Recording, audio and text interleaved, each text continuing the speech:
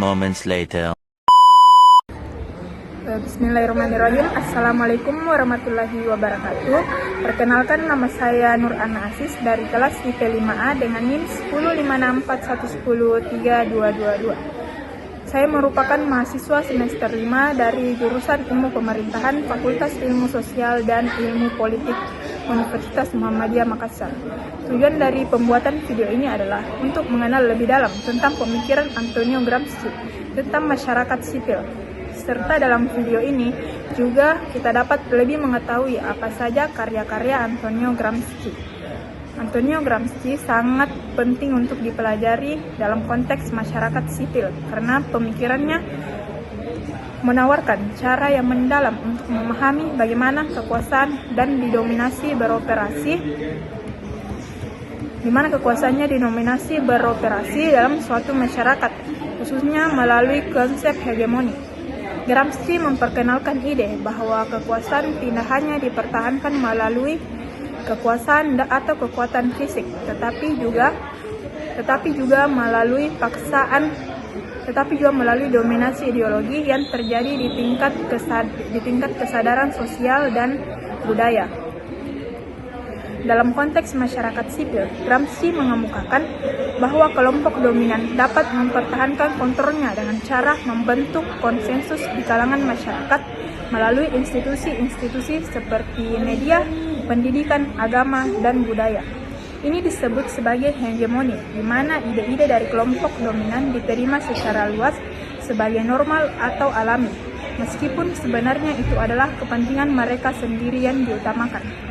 Antonio Gramsci lahir pada tanggal 22 Januari 1891 di Ales, Italia, dalam keluarga miskin. Ia mempunyai keterbatasan fisik dan harus bekerja sejak muda untuk membantu keluarganya. Gramsci menempuh pendidikan di Universitas Turin, di mana ia terlibat dalam gerakan sosialis dan kemudian mendirikan Partai Komunis Italia pada tahun 1921. Selama rezim fasis Mussolini, ia ditangkap dan dipenjara selama 20 tahun, di mana ia menulis banyak pemikiran politiknya yang terkenal termasuk konsep hegemoni budaya Gramsci. Gramsci meninggal pada tanggal 27 April 1937. Antonio Gramsci memulai pendidikannya dalam kondisi sulit, hanya bersekolah hingga usia 11 tahun sebelum harus bekerja untuk membantu keluarganya. Setelah mendapatkan beasiswa, ia melanjutkan studi di Fakultas Sastra Universitas Turin pada tahun 1911, di mana ia terlibat dalam gerakan sosialis dan berteman dengan aktivis politik. Gramsci berhenti kuliah untuk sementara dan untuk bekerja di media Partai Sosialis, tetapi kembali menyelesaikan tesisnya pada tahun 1918. Pendidikan Gramsci sangat dipengaruhi oleh pemikiran Marx dan pengalamannya dengan kelas pekerja yang membentuk tentang peran pendidikan dalam hegemoni sosial. Karya penting Antonio Gramsci meliputi 1. Prison Notebook, kemudian kumpulan catatan yang ditulis selama masa penjara, mengembangkan konsep hegemoni dan analisis budaya serta kekuasaan. Yang kedua adalah The Modern Prince, menyajikan tentang pandangan kepemimpinan politik dan strategi revolusioner. 3. Seleksi dari buku catatan penjara, merangkum pemikiran Gramsci tentang ideologi, kelas sosial, dan perubahan sosial. Karya-karya ini memberikan kontribusi besar terhadap pemikiran politik dan sosial, terutama dalam memahami dinamika kekuasaan dan budaya. Teori utama Antonio Gramsci berfokus pada konsep hegemoni yang menggambarkan cara kelompok dominan mempertahankan kekuasaannya melalui pengendalian budaya dan ideologi. Tetapi hegemoni melibatkan pencintaan konteks di antara kelompok subordinat sehingga nilai dan norma kelompok dominan dianggap sebagai kepentingan umum. Gramsci juga menekankan pentingnya budaya dalam membentuk pandangan masyarakat dan mempengaruhi perubahan sosial serta melemahkan determinasi ekonomi dalam pemikiran Marxis tradisional. 3 tingkatan hegemoni yang ia identifikasikan adalah hegemoni total, penurunan, dan minimum. Pemikiran Antonio Gramsci membantu memahami peran dan tantangan masyarakat sipil dalam demokrasi melalui konsep hegemoni dan kontra-hegemoni. Masyarakat sipil berfungsi sebagai arena di mana berbagai ideologi bersaing untuk mencapai konteks sehingga dapat berperan sebagai penyeimbang antara negara.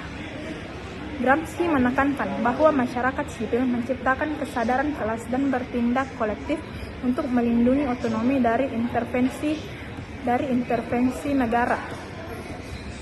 Namun, tantangannya muncul ketika masyarakat sipil didominasi oleh ideologi tertentu yang dapat mengikis kualitas demokrasi dan memperkuat kekuasaan otoriter.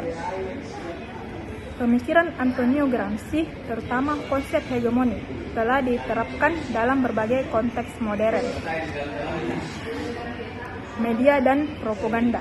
Dalam analisis media, hegemoni Gramsci menjelaskan bagaimana kelompok dominan dapat mempengaruhi opini publik melalui media kontrol. Misalnya, perusahaan besar yang memiliki media massa dapat membentuk narasi yang mendukung kepentingan mereka, menciptakan kondisi yang menguntungkan. Yang ketiga adalah politik identitas. Teori hegemoni juga digunakan untuk memahami dinamika politik identitas di mana kelompok dominan membentuk identitas dan pandangan kelompok subaltern. Hal ini terlihat dalam gerakan sosial yang berjuang melawan marginalisasi dan berusaha memulihkan kembali narasi yang lebih inklusif dalam masyarakat. Selanjutnya adalah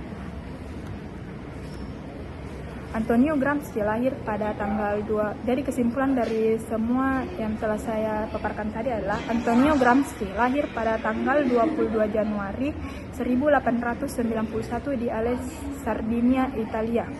Dalam keluarga miskin, ia mempunyai keterbatasan fisik dan harus bekerja sejak muda untuk membantu keluarganya.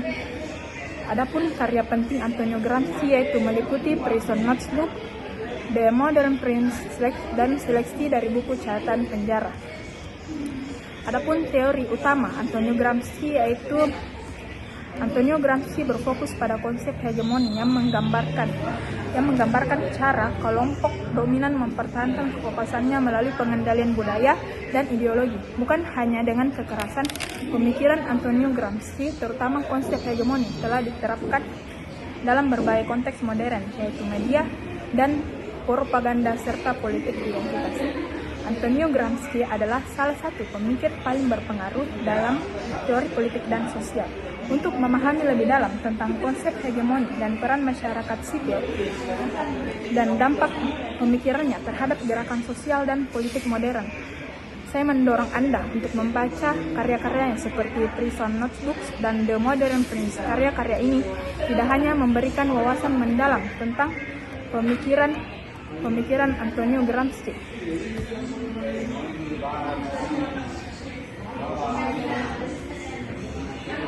tetapi juga relevansi ide dia tersebut dalam konteks kontemporer, menyelami tulis-tulisan tentang dinamika kekuasaan dan budaya politik.